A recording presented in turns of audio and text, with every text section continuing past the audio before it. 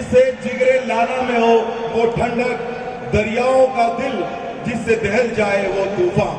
जनाब अनीस अहमद साहब। अस्सलाम वालेकुम वरहमतुल्लाहि वबरकातुहू।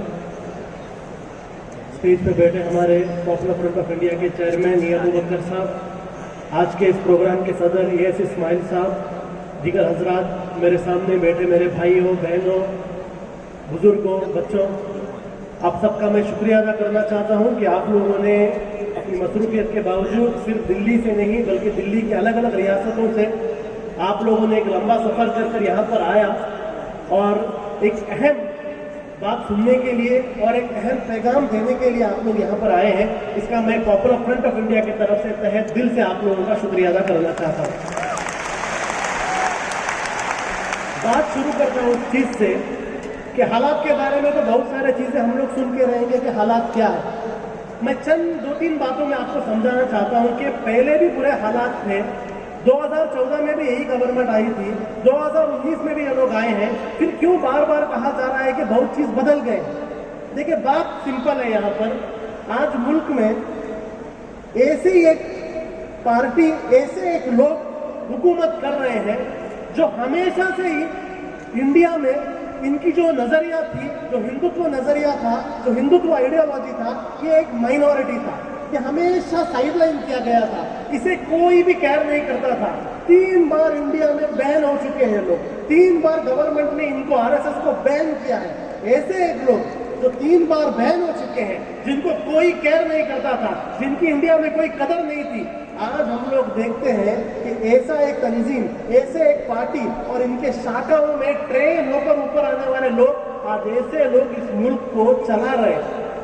ये बहुत बड़ा एक फर्क आज इंडिया के अंदर है, हमें समझना चाहिए इस बात को। आप ये मत समझिए कि फला एक आदमी को प्राइम मिनिस्टर बना दिया, फला एक आदमी को होम मिनिस्टर बना दिया। इनके पास ऐसे बहुत सारे लोग रेडी हैं, जब चाहिए जिसे प्राइम मिनिस्टर बना देंगे, जब चाहिए जिसे होम मिनिस्टर बना देंगे। आप ये मत समझिए कि फला होम मिनिस्टर ऐसा है, होम मिनिस्टर या फला एक इंडिविजुअल या शख्स से कोई लेना देना नहीं। इसके पीछे एक बहुत बड़ी तंजीम है, बहुत सारे लोगों को रेडी किया गया है, जब चाहिए वैसे लोगों को लेके आके सामने रख दिया जा रहा है। अभी आप जानते हैं 2024 की तैयारी चल रही है, 2024 में इन्हें एक नया प्राइम मिनिस्टर कैंडिडेट चाहिए, इसलिए अमित शाह को इतना प्रमोट किया जा रहा है। ये असलियत है।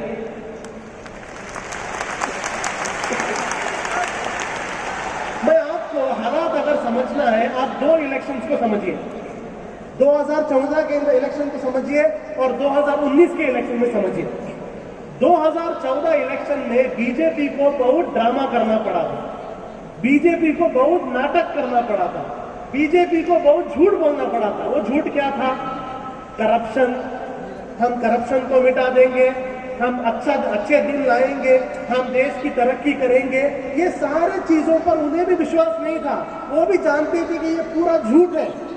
उनको बहुत तकलीफ हो रही थी 2014 में झूठ बोलने के लिए, लेकिन ये झूठ को बोल कर बड़े बड़े पब्लिक रिलेशन कंपनीज को इस्तेमाल कर इंडिया के आवाम के अंदर ये झूठ को डालकर 2014 में वो लोग इलेक्शन जीत गए। लेकिन हम जानते हैं पिछले साल 5 साल के अंदर अगर आप मुल्क के अंदर देखेंगे, जो भी बड़े बड़े वादे यहाँ पर किए गए थे, कोई भी वादा यहाँ पर पूरा नहीं हुआ। इकोनॉमी अच्छा करने गए थे, जैसी थी उससे भी बुरी हो गई। अच्छे दिन लाएंगे बोले थे, अच्छे दिन अगर इतने बुरे हैं तो हमें पुराने दिन ही अच्छे थे, ऐसा एक हालात हो गया।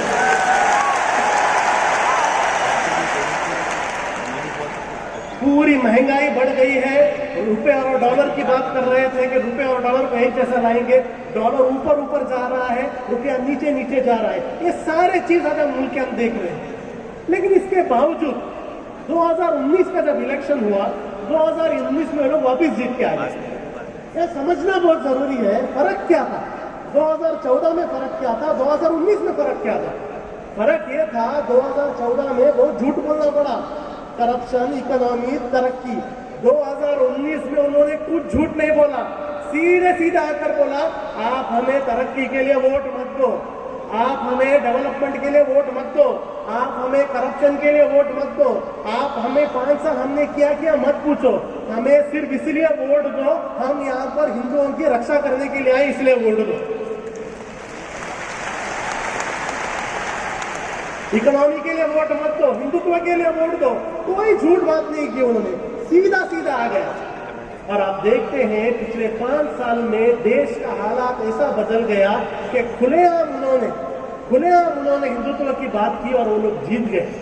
पुलवामा में जो इंसिडेंट हुआ था, पुलवामा में जो 40 हमारे जवान शहीद हुए थे, वहां पर सवाल पूछना चाहिए था कि इंडिया के मुल्क के अंदर कश्मीर जैसा एक रियासत जहां पर इतना सिक्योरिटी होता है, वैसे एक रियासत में कोई बाहर से आकर हमारे 40 शहीदों को बॉम्ब ब्लास्ट में मार देता है, इसके बारे में कोई सवाल नहीं हो रहा है, बल्कि सवाल ये हो रहा है हम ये करेंगे, हम वो करेंगे। अरे प्राइम मिनिस्टर को तो रेजिग्नेशन देना चाहिए था। प्राइम मिनिस्टर को उस वक्त में अपोजिशन पार्टियों को तो प्राइम मिनिस्टर का इस्तीफा डिमांड करना चाहिए था, क्योंकि हमारे मुल्क के अंदर घुसकर हमारे 40 जवानों को शहीद किया गया। इतनी शर्मनाक बात हुई, उसके बावजूद हम देखते हैं इन्होंने उस बालाकोट को इस्तेमाल किया, आर्मी को अपना पर्सनल प्रॉपर्टी बना दिया। इंडिया के तारीख में कभी भी नहीं हुआ वैसा 2019 में हुआ, जब एक गवर्नमेंट ने आर्मी को अपना पर्सनल प्रॉपर्टी बनाकर इलेक्शन लड़े और 2019 में लोग वापस जीत गए। तो समझ लीजिए 2014 में झूठ बोलना पड़ा, 2019 में ये जो है वो लोग खुलेआम बोल रहे हैं। ये बहुत बड़ा एक फर्क इंडिया के अंदर है और ये बहुत बड़ा खतरा है। अब इन्हें अपने आप को हिंदुत्ववादी बोलने में शर्म नहीं आती, पहले आती थी, अब इन्हें शर्म नहीं आती, इसलिए आप सावरकर की तारीफ करते हैं, गोलवालकर की तारीफ करते हैं। पहले शर्म आता था इन्हें तारीफ करने के लिए, अब इन्हें शर्म नहीं आती। ये इंडिया के अंदर हम देखते हैं कि हालात बदल गए हैं। अब ये गवर्नमेंट आते ही हम देखते हैं कि बहुत जल्दबाजी में है, लोग आते ही बहुत जल्दबाजी में है। हम लोग देखना है कि इन्होंने आते ही कहा कि सबका साथ, सबका विश्वास, सबका साथ, सबका विकास, और एक नया चीज ऐड किया, क्या था वो, सबका विश्वास। लेकिन ये सबका विश्वास क्या है 3 दिन के अंदर पता चला। ये सबका विश्वास क्या है 3 दिन के अंदर पता चला। 3 दिन के अंदर हम देखते हैं मध्य प्रदेश के अंदर एक मुस्लिम नौजवान को पीट के उसका लिंचिंग किया जाता है। तबरेज अंसारी के साथ क्या हुआ हमने देखा, पूरे इंडिया के अंदर लिंचिंग देखे। 3 महीने के अंदर हम लोग देखते हैं मुल्क के अंदर 23 लिंचिंग केस हुए हैं, 23 लिंचिंग वाकया हुए हैं सिर्फ 3 महीने के अंदर।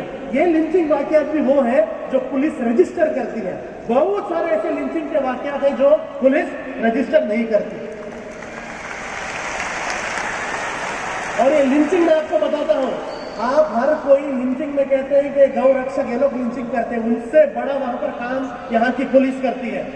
आप लोगों को जानना चाहिए जो भी लिंचिंग हो रहे हैं, लिंचिंग क्यों नहीं रुक रहे हैं? वो इसलिए नहीं रुक रहे हैं कि ये लिंचिंग करने के बाद जो लोग इस लिंचिंग में शामिल हैं, जो लोग इन मर्डर्स में शामिल हैं, उन लोगों पर जो केस बनाया जाता है, इतना ढीला केस बनाया जाता है कि जब वो लोग कोर्ट में जाते हैं, कोर्ट में आराम से बरी हो जाते हैं। अब पहलू खान का केस आप लोग ले लीजिए, पहलू खान के केस में यही हुआ, दिन दहाड़े सबके सामने कत्ल किया गया, लेकिन कोर्ट कहती है सबूत नहीं है। कोर्ट कहती है सबूत नहीं है। क्यों सबूत नहीं है? क्योंकि जिस पुलिस ने पहलू खान का इन्वेस्टिगेशन किया था, उस पुलिस ने केस को इतना नरम बना दिया था कि जज के पास, कोर्ट के पास सबूत ही नहीं थे। अब सिर्फ पहलू खान का एक केस आया है। अब देखिए ये जितने भी बड़े बड़े केसेस हैं, एक कर ये सारे केसेस में ऐसे जजमेंट आने वाले, क्योंकि वहां की पुलिस ने इन केस को इतनी आसानी से डील किया है, बहुत ही हल्का केस बनाया है। क्यों किया जाता है? जो लिंचिंग में आते हैं उनको बाहर बुलाते हैं, उनके गले में हार डालते हैं। बीजेपी के अंदर एक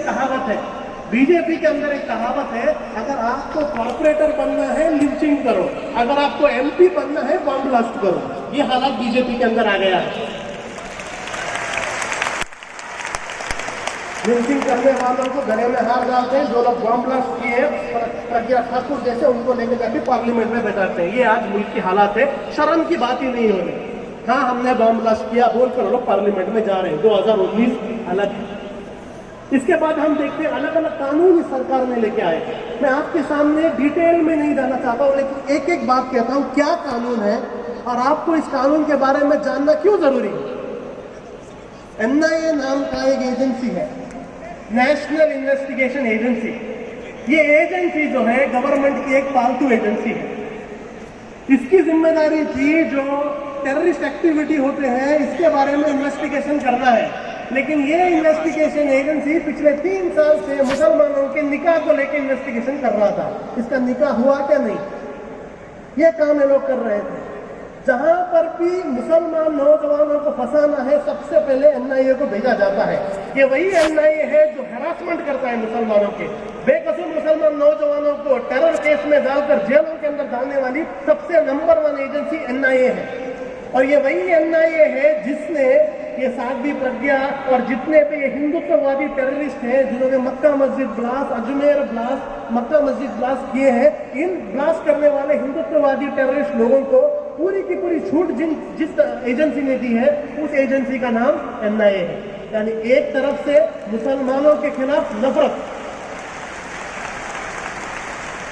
एक तरफ मुसलमानों के खिलाफ नफरत, दूसरा तरफ आरएसएस और हिंदुत्ववादी लोगों से बेपनाह मोहब्बत। ऐसी एक एनआईए एजेंसी जो पहले ही इतना खतरनाक थी, उस एनआईए एजेंसी को इस नई गवर्नमेंट आने के बाद इन्होंने एक कानून लाया है, जिस कानून के तहत एनआईए को इतनी ताकत दी गई है कि अगर एनआईए किसी भी एक स्टेट में जाकर किसी के केस में इन्वॉल्व होना है, स्टेट गवर्नमेंट की परमिशन लेने की जरूरत नहीं है एनआईए को। आपके उत्तर प्रदेश में जा सकते हैं, दिल्ली में आ सकते हैं, महाराष्ट्र में जा सकते हैं, तमिलनाडु में जा सकते हैं, चीफ मिनिस्टर की परमिशन की भी जरूरत नहीं, सीधे जाकर किसी पर भी हाथ डाल के लोग आ सकते हैं। इतना इन्हें पावरफुल बना दिया गया है। एनआईए के साथ और एक कानून यूएपीए, बहुत सारे हजरात यहाँ पर यूएपीए के बारे में नहीं जानते। ताड़ा के बारे में जानते हैं आप लोग, पोटा के बारे में आप लोग जानते हैं। ये ताड़ा पोटा चला गया, लेकिन इस ताड़ा पोटा के बदले यूएपीए नाम का एक कानून को लेके आए थे। इतना खतरनाक ये कानून था, आज भी इतना खतरनाक ये कानून है कि अगर आपको पुलिस स्टेशन के अंदर मार मार कर, पीट कर, टॉर्चर कर जबरदस्ती आपके पास से कुछ भी एक चीज लिखाया गया, वो चीज को कोर्ट में आपके खिलाफ सबूत के तौर से इस्तेमाल किया जा सकता है। इतना एक खतरनाक कानून यूएपीए। अब बीजेपी हम देखते हैं, बीजेपी ने आते ही क्या किया, उस यूएपीए कानून को और मजबूत बना दिया। उस कानून के अंदर उन्होंने और एक पॉइंट डाल दिया कि पूरी की पूरी एक तंजीम को आप दहशतगर्दी बोल सकते हैं, पूरी की पूरी तंजीम को दहशतगर्द बोल सकते हैं। ये पुराना कानून था, नया कानून ये ऐड किया गया है। किसी भी एक अफराद को, किसी भी एक इंडिविजुअल को, किसी भी एक शख्स को गवर्नमेंट बोल सकती है कि ये टेररिस्ट है। एक बार आपको टेररिस्ट बोल दिया गया, आपके ऊपर कोई केस प्रूव नहीं हुआ, साबित नहीं हुआ, लेकिन एक बार आपको टेररिस्ट बोल दिया गया, उसके बाद आपका प्रॉपर्टी सीज किया जा सकता है, आपको अरेस्ट किया जा सकता है, आपका बैंक बैलेंस सीज किया जा सकता है। और आपकी जिम्मेदारी है कि आपको जाकर प्रूव करना है कि मैं टेररिस्ट नहीं हूं। जो आप पर इल्जाम लगा रहे हैं उनकी जिम्मेदारी नहीं है। हालांकि नेचुरली ऐसा होना है, जो मुझ पर इल्जाम लगाता है कि मैं दहशतगर्द हूं, उसको प्रूव करना होता है कि मैं दहशतगर्द हूं। लेकिन यहां पर मेरी जिम्मेदारी है, मुझे जाकर प्रूव करना पड़ेगा कि मैं दहशतगर्द नहीं हूं। ऐसा एक खतरनाक कानून लेके आ रहे हैं और इंप्लीमेंट भी हो गया। इसमें जो बात मैं आपके सामने रखना चाहता हूं, हमारे अपोजिशन पार्टीज की, कांग्रेस, एसपी, बीएसपी, अलग अलग पार्टी, इन्होंने क्या किया, जब ये कानून आ रहे थे पार्लियामेंट के अंदर, आपको पता होना चाहिए एनआईए और यूएपीए के जो नए खतरनाक कानून आए हैं, इस कानून के सपोर्ट में कांग्रेस ने और दूसरे लोगों ने वोट दिया। जब ट्रिपल तलाक का बिल लेके आए, उसको भी इन्होंने सपोर्ट किया। तो ये जो बड़े बड़े आकर आपके सामने बातें कहे कि सेक्युलरिज्म, इनकी असलियत हमने देखा। ये गवर्नमेंट के ऐसे कानून लाने से एक फायदा हमें हो गया है, ये अलग अलग सेक्युलर पार्टीज की असलियत क्या है वो सामने आ गई, सबकी असलियत सामने आ गई। उसी दौर में ट्रिपल तलाक लेके आ गए, ट्रिपल तलाक बिल, और ये कहा गया कि मुसलमान औरतों की हिफाजत के लिए हम लोग बिल ला रहे हैं। देखिए, उनसे हम इतना कहते हैं कि ये ड्रामा है, मुसलमान औरतों की आपको फिक्र करने की जरूरत नहीं है। अब बड़े बातें करते हैं, नाम हिंदुओं की रक्षा करते हैं, हिंदुओं की रक्षा करते हैं। यूपी के अंदर एक बीजेपी एमएलए ने एक हिंदू लड़की का रेप किया। रेप करने के बाद पुलिस वालों ने उसका केस नहीं लिया। जब उस लड़की ने जाकर अपने आप को आग लगाने की कोशिश की, तब उसका केस लिया। केस लड़कर उस हिंदू लड़की के हिंदू बाप को पुलिस स्टेशन के अंदर मार मार के मर्डर किया गया, उस हिंदू लड़की के हिंदू चाचा को जेल में डालकर अरेस्ट किया गया, उस हिंदू लड़की के हिंदू माँ को एक्सीडेंट में मारा गया, उस हिंदू लड़की को आज आईसीयू में है। कहाँ गया हिंदुत्व, कहाँ गया हिंदुओं की हिफाजत करने वाली बात।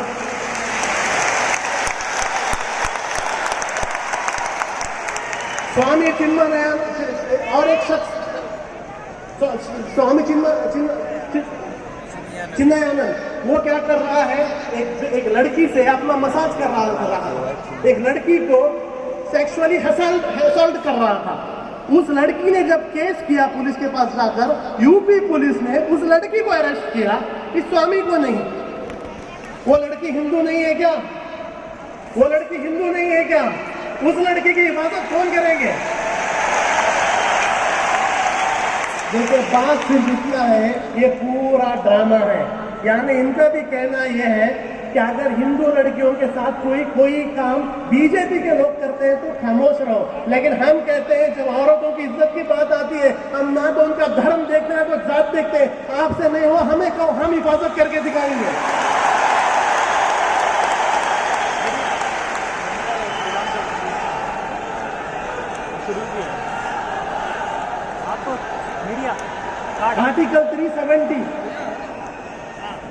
आर्टिकल 370 को लेकर ये लोग आए।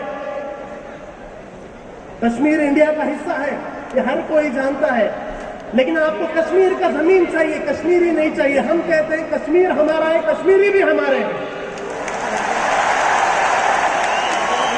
इंडिया के जो अलग अलग रियासत के लोग हैं, हमें जो हुकूक है, मेरे मोबाइल में अगर इंटरनेट है, अगर मुझे यहाँ पर हुकूक मिलता है, मुझे यहाँ पर जमहूरी हुकूक मिलता है, तो केरला, कर्नाटका, तमिलनाडु या वेस्ट बंगाल कहीं पर भी बैठे इंडिया के कोई भी एक शख्स को अगर कोई भी एक आजादी मिलती है, कश्मीर हमारा हिस्सा है, तो कश्मीर के लोगों को भी वो आजादी मिलनी चाहिए।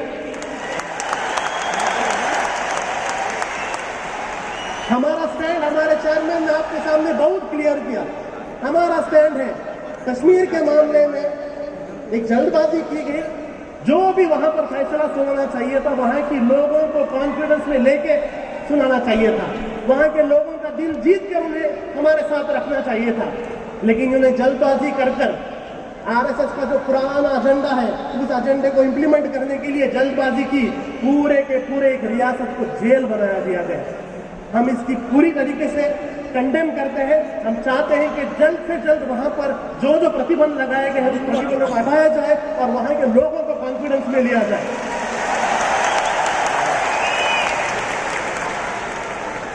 देखिए आजकल एक नया ट्रेंड चल रहा है।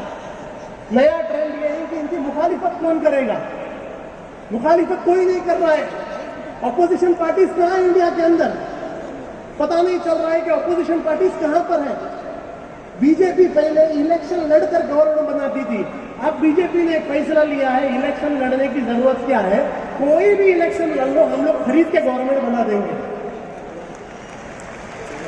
इसलिए हम लोग देखते हैं कर्नाटक के अंदर जो कांग्रेस और जेडीएस के लोग आकर सेक्युलर वोट, मुसलमान हमें वोट दो, मुसलमानों का वोट लेकर, सेक्युलर दलितों का वोट लेकर जो जीत गए थे, 17 लोग बीजेपी में चले गए और गवर्नमेंट को गिरा दी, बीजेपी की गवर्नमेंट आ गई। अलग अलग जगह हम देख रहे हैं, वेस्ट बंगाल के अंदर देख रहे हैं, आंध्रा के अंदर देख रहे हैं, बहुत सारे लोग लाइन में रुककर बीजेपी को जा रहे हैं। अब छोटी सी बात मैं यहाँ पर एक सवाल पूछना चाहता हूँ आप लोगों से, कि आज अपने आप को सेक्युलर बोलने वाले लोग एक रात में ही कम्युनल हो जाते हैं, बीजेपी में जाकर मुसलमानों के खिलाफ जहर उगलना चालू करते हैं। क्या ये कभी सेक्युलर थे भी क्या? क्या ये कभी सेक्युलर थे भी क्या? ये बड़ा सवाल है, क्योंकि अगर एक आदमी सेक्युलर होता है, जिंदगी भर सेक्युलर होता है, जिस तरीके से आदमी अपने माँ बाप को नहीं बदल सकता, उस तरीके से एक आदमी अपने नजरिया को भी नहीं बदलता। एक आदमी जो आज आपके इफ्तार प्रोग्राम में आके टोपी पहनकर आपके साथ बड़े बड़े आपकी तारीफ करता है, कल बीजेपी में जाकर कहता है कि आप लोग दहशतगर्द हो, वो कभी सेक्युलर था ही नहीं। तो आप लोगों से, पॉपुलर फ्रंट की तरफ से हमें पैगाम देना चाहते हैं कि होशियार रहे ऐसे लोगों से जो आप लोगों के बीच में आके ड्रामा करते हैं, हमारे बारे में हमारे मुहाफिज बनने का ड्रामा करते हैं। ऐसे मुहाफिजों की हमें जरूरत नहीं, हम हमारी हिफाजत खुद कर सकते हैं।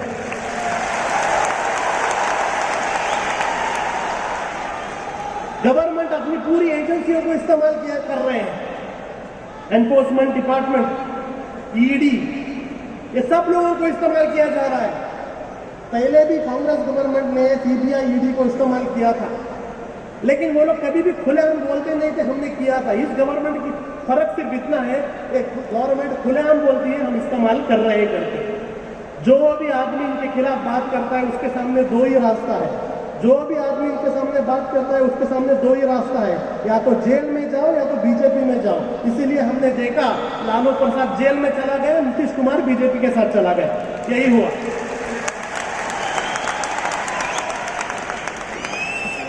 अब मैं आपके सामने ये जो पूरे बातें हुई मैं आपके सामने रखा, मैं यहाँ पर आपको बताना चाहता हूँ कि ये सारी बातें आपने सुनी होगी, लेकिन इसमें करना क्या है, ये बहुत बड़ा सवाल है। इस प्रोग्राम से हम चाहते क्या है, करना क्या है भाई, ये सब चीज तो हम जानते हैं, करना क्या है। सबसे पहला चीज यहाँ पर है, जो लिंचिंग सब हो रहा है ना, ये लिंचिंग सिर्फ इसलिए हो रहा है क्योंकि आप लोगों को डराने की कोशिश की जा रही है। जितना आप लोग डरेंगे ये लिंचिंग उतना ज्यादा होगा, याद रखें। जितना आप लोग डरेंगे ये लिंचिंग उतना ज्यादा होगा। ये जो लिंचिंग, अगर एक आदमी को किसी का मर्डर करना है, ये लिंचिंग क्या है, मर्डर है। अगर किसी का मर्डर करना है तो रूम में जाकर मर्डर होते हैं, पब्लिक में सबके सामने मर्डर क्यों हो रहे हैं? वो मर्डर इसलिए हो रहे हैं ताकि उस मर्डर का रिकॉर्डिंग किया जाए, रिकॉर्ड कर फोन में, व्हाट्सएप और सोशल मीडिया में इन सबको फैला दिया जाए। आपके घरों में आ रहा है, आपके औरतों के पास आ रहा है, आपके बच्चों के पास ये वीडियो आ रहे हैं जिसमें एक शख्स को मार के कत्ल किया जाता है। और हम क्या करते हैं, उस वीडियो को और 100 लोगों को भेज देते हैं, मैं डर गया हूं और 100 लोगों को डरा के रहूंगा। ये चीज को हमें छोड़ना होगा।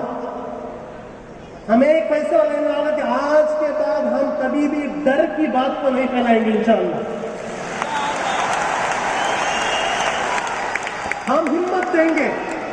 यहाँ बहुत सारे लीडरान हैं, यहाँ बहुत सारे मस्जिदों के लीडर्स हैं, यहाँ पर बहुत सारे मस्जिद मोहल्ला के प्रेसिडेंट सेक्रेटरीज यहाँ पर मौजूद हैं, और बहुत सारे लोग जो यहाँ पर नहीं आए, मैं आप लोगों से गुजारिश करता हूँ उन तक मेरी बात को पहुँचाइए।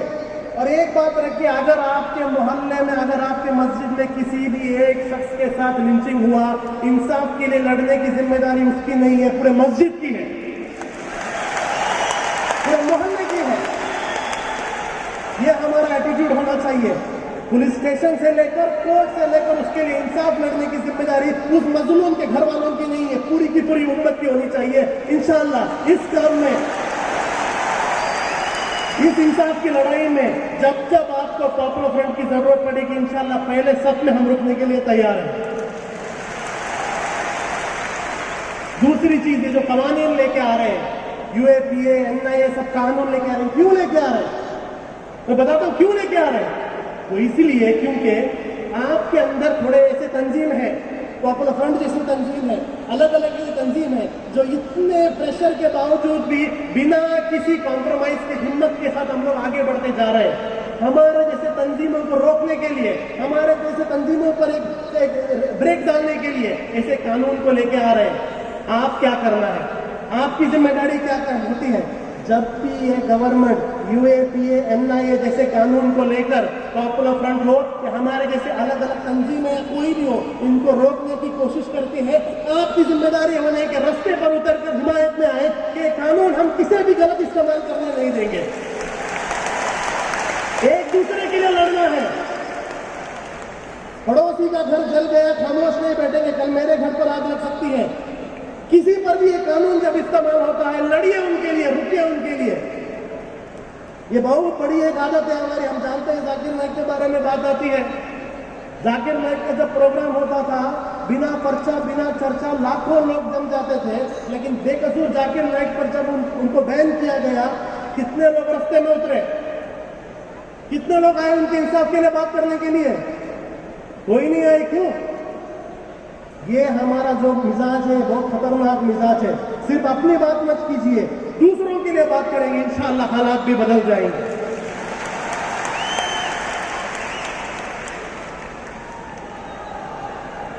एनआरसी का एक माहौल यहां पर बनाया जा रहा है। चेयरमैन साहब ने अपने स्पीच में भी बताया कि एनआरसी क्या है। आसाम में आपने देखा 19 लाख लोगों को इंडिया से अलग कर दिया गया। ये लोग इंडिया के शहरी नहीं है। 19 लाख लोगों को अब ये माहौल फैलाया जा रहा है कि इंडिया के अंदर हर जगह हम लोग एनआरसी लाएंगे। देखिए, उनको तो जो आरएसएस को है 1947 से उन्हें सबसे बड़ा तकलीफ जो हुआ था वो ये था कि जब इंडिया आज़ाद हुआ, इंडिया को एक धर्म के नाम पर मुल्क नहीं बनाया गया, इंडिया को एक सेक्युलर मुल्क बनाया गया और इंडिया में रहने वाले हर एक शख्स को बराबर का हक दिया गया। ये इनके लिए बहुत ही तकलीफ वाली बात थी। कभी भी उनसे बर्दाश्त नहीं हुआ कि ये लोग हमारे बराबर हैं। इसलिए पिछले 70 सालों से प्लानिंग चल रहा है किस तरीके से आप लोगों का हक छीना जाए, और उस प्लानिंग का एक हिस्सा है एनआरसी। एनआरसी से क्या होता है, लोगों का जो सबसे बुनियादी हुकूक है, उस हुकूक का नाम है सिटीजनशिप। उस हुकूक को छीनने की कोशिश की जाती है। एक बार जब आपकी सिटीजनशिप छीन जाती है, आपकी हालात भी रोहिंग्या और फलस्तीन जैसी हो जाती है, कोई पूछने वाला नहीं रहता। ये बहुत बड़ी साजिश है। आसाम में देखा 19 लाख गरीब लोगों को 19 लाख गरीब लोगों को देश से बाहर कर दिया। देश के सिटीजन नहीं है, जेलों में डालने वाले। आप बोल रहे हैं पूरे इंडिया में लेके आएंगे। देखिए, वो इंडिया में लाएंगे या नहीं वो दूर की बात है, लेकिन यहाँ ना बीजेपी के 2-3 एमएलए ने एक स्टेटमेंट क्या दे दिया, हम एनआरसी लाएंगे। हम देख रहे हैं खासकर हमारे मुस्लिम कम्युनिटी के पढ़े लिखे लोग और मुस्लिम कम्युनिटी के इंटेलेक्चुअल लोग, मुस्लिम कम्युनिटी के लीडर्स पूरी कौम को डराना शुरू कर दिया। भाई डॉक्यूमेंट बना दो, एनआरसी आने वाला है। भाई आधार कार्ड बना दो, सब चीजों को स्कैनिंग करो, एक अपने घर में रखो, एक बैंक में रखो, एक गूगल ड्राइव में सेव करके रखो। ये सारे डॉक्यूमेंट आप लोग अपने पास रख लो, आपकी एनआरसी ठीक हो जाएगी। भाई आसाम जाइए कभी, जो आसाम के लोग हैं ना, उनके पास ऐसे ऐसे डॉक्यूमेंट हैं जो आपने कभी सोचे भी नहीं होंगे। ऐसे डॉक्यूमेंट रखकर उनका नाम एनआरसी में नहीं आया। सनाउल्लाह नाम का एक शख्स जो कारगिल में 30 साल मुल्क के लिए लड़ा है, आर्मी में था, 30 साल आर्मी में लड़ा है, उसका नाम एनआरसी में नहीं आया। आपका ये जेरॉक्स कॉपी लेकर कौन सा नाम आएगा आपका एनआरसी में? याद रखिए यहां पर बात, ये एनआरसी में असल में नीयत में प्रॉब्लम है, नीयत ठीक नहीं है। लोग कहते हैं डॉक्यूमेंट बनाओ, डॉक्यूमेंट बनाओ। 1993 से वोटर आईडी कार्ड बना रहे, 1993 से वोटर आईडी कार्ड बना रहे हैं। हर इलेक्शन में बोल रहे हैं भाई हमारे मोहल्ले में सबका नाम वोटर आईडी में नहीं है। 93 से आपका वोटर आईडी ठीक नहीं हुआ, ये 2-3 महीनों में आपका एनआरसी ठीक हो जाएगा क्या? यहाँ पर हमारा जो मिजाज होना चाहिए, हमारा मिजाज होना चाहिए, किसी को भी ये ताकत नहीं है हमसे पूछे कि हम इंडियन हैं या नहीं। हम इस देश में पैदा हुए, हमारा देश है, किसी भी हक नहीं, हमारा देश है। हम, हमारे वालिद, हमारे पूर्वज इस देश के लिए खून दिया है। इस खून, देश की मिट्टी में खून और पसीना है। हमसे आप पूछ नहीं सकते, इंडिया के किसी शख्स से आप पूछ नहीं सकते आप इंडियन हो या नहीं। जब ये लोग कहते हैं कि एनआरसी लाएंगे, एनआरसी लाएंगे, हमारा एटीट्यूड यहाँ पर डर कर डॉक्यूमेंट कलेक्ट करने की नहीं होती। हमारा एटीट्यूड होना चाहिए रास्ते पर उतर कर कहे हम एनआरसी को बॉयकॉट करते हैं, हम एनआरसी को खारिज करते हैं। ये एटीट्यूड हमारा होना चाहिए। इन सारे चीजों को सबसे बुनियादी बात जो है, तो बुनियादी बात ये है, ये सारे कानून जो भी लेके आएंगे, ये सारे कानून में सिर्फ एक ही बात चाहते हैं, ये बीजेपी गवर्नमेंट हो, आरएसएस हो, एक ही चीज चाहते हैं। आपके अंदर से एक चीज छीनना चाहते हैं और आपके अंदर एक चीज डालना चाहते हैं। वो जो चीज छीनना चाहते हैं आपके अंदर, वो ये है कि आपकी हिम्मत को छीनना चाहते हैं, और आपके अंदर जो चीज डालने की कोशिश कर रहे हैं, खौफ को डालने के लिए कोशिश कर रहे हैं। एक चीज याद रखिए, कोई भी शख्स हो, चाहे वो बड़े से बड़ा लीडर हो, हमारे बड़े से बड़े पूर्वज हो, कोई भी हो, हमारे टाउन के अंदर बड़े से बड़े इज्जत वाले कोई भी हो, अगर कोई भी शख्स हमें हमारे कौम के अंदर आके डराने की कोशिश करे, वो हमारा दोस्त नहीं, हमारा दुश्मन है। डराने का काम सिर्फ दुश्मन करता है, दोस्त नहीं करता। डराने का काम सिर्फ शैतान के दोस्त करते हैं। डरने की जरूरत नहीं है, यहाँ पर कॉन्फिडेंस की जरूरत है, हिम्मत की जरूरत है। ये कॉन्फिडेंस हमारे अंदर होना है, ये हमारा कहना है आज। देखिए, मैं आपके सामने एक छोटा वाकया रखता हूँ।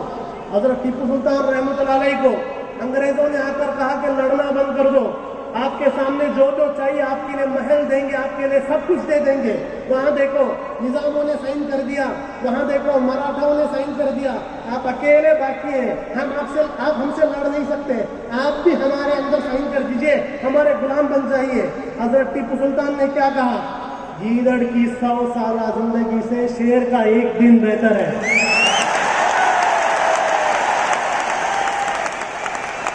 ये हमारा एटीट्यूड होना चाहिए। इंडिया की डेमोक्रेसी, बेहतरीन जमहूरियत, बेहतरीन संविधान बाबा साहब अम्बेडकर ने हमें दिया है।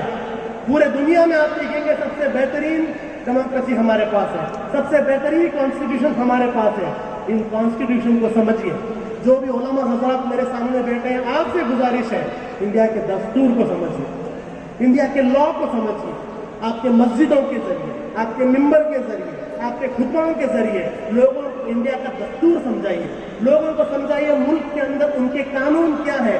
जिस दिन आप कानून को समझ जाएंगे, जिस दिन आप इंडिया के लीगल सिस्टम को समझ जाएंगे, इंशाअल्लाह ये डर भी हमारे अंदर से चला जाएगा।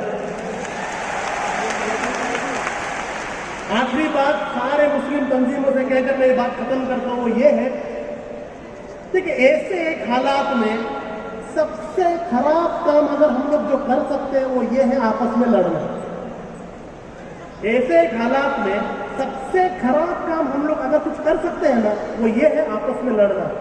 देखिए भाई, आज हमारी हालत ऐसी है, हम लोग आपस में लड़ सकते हैं क्या? ऐसे हालात में आप सोचिए। फिर भी हम देखते हैं चंद लोग कहते हैं कि अगर वो आ गए हम नहीं आएंगे, अगर वो आ गए हम नहीं आएंगे। चंद लोग हमारे बारे में कहते हैं कि फला प्रोग्राम में पॉपुलर फ्रंट को बुलाए, हम नहीं आएंगे।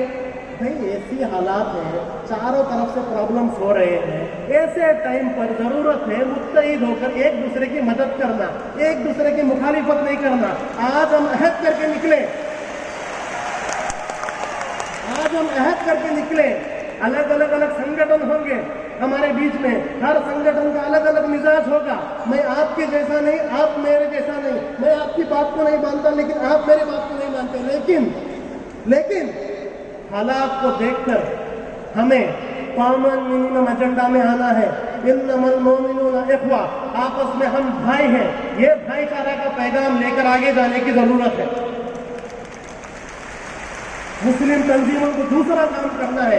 ये मत समझिए कि सिर्फ आप ही मजलूम है, आपसे कहीं ज्यादा जुल्म इंडिया में दलितों और ट्राइबल्स पर हो रहा है। ऐसा मत समझिए सबसे ज्यादा आप पर हो रहा है। लेकिन क्या कर रहे हैं आप उनके लिए? आप दलितों के लिए क्या कर रहे हैं? आप आदिवासियों के लिए क्या कर रहे हैं? जब भी कुछ होता है हम प्रोटेस्ट में आ जाते हैं, लेकिन जब आदिवासियों के यहाँ पर मंदिर के पर हमला हुआ, कितने लोग रास्ते में होते हैं? जब आदिवासी लड़कियों के साथ, दलित लड़कियों के साथ बेहरमती होती है, कितने लोग रास्ते में उतरते हैं? देखिए हम वो हैं, हमारी कौम और नबी करीम सल्लल्लाहु अलैहि वसल्लम ने ये सिखाया है कि हर मजलूम हमारा है। हम मजलूम का धर्म नहीं देखते, मजलूम का जात नहीं देखते।